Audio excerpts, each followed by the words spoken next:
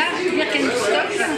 Bonjour. Donc aujourd'hui, nous avons eu la chance de voir votre premier long métrage qui a beaucoup ému le public. Et voilà, j'aimerais souhaiter que vous parliez un petit peu de ce film. Alors, l'histoire en quelques mots, mots. c'est l'histoire d'André, qui est joué par Philippe Torreton, qui vit dans un vieux moulin en pleine Bourgogne, avec sa femme Paola, qui est d'origine argentine, et ses deux enfants, Violette, qui a une quinzaine d'années, et Pierre, qui est un petit garçon adopté de 9-10 ans. Et Paula, sans crier gare, s'en va un matin. Et André se retrouve seul avec les enfants et il n'a pas beaucoup de possibilités de la retrouver parce qu'une personne majeure qui disparaît, eh bien, a le droit de le faire.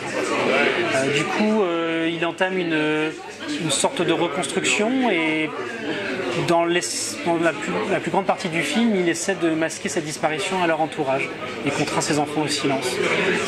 Peut-être par orgueil, peut-être parce qu'il a été blessé par ça. On ne le sait pas tout à fait au début, mais au bout d'un moment se crée une bulle à l'intérieur de laquelle les trois personnages vont vivre un peu chacun à leur façon la disparition.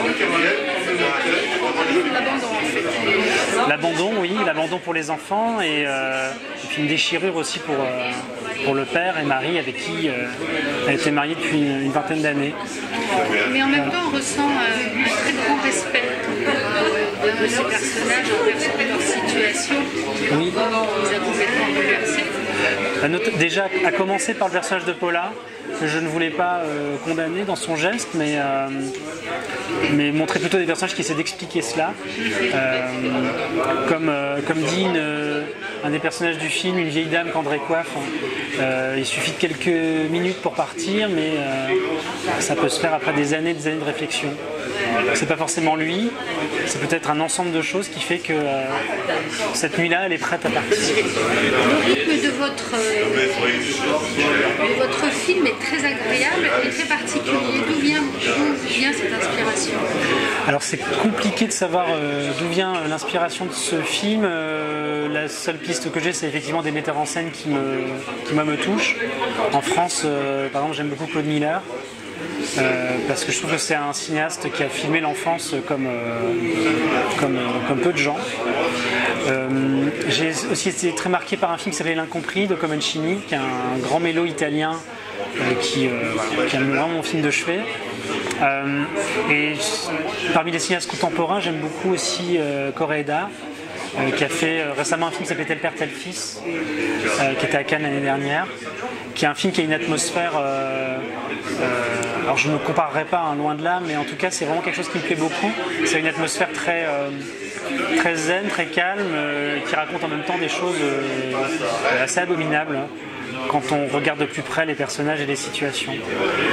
Torreton, quand il parle du film, il parle de haïku.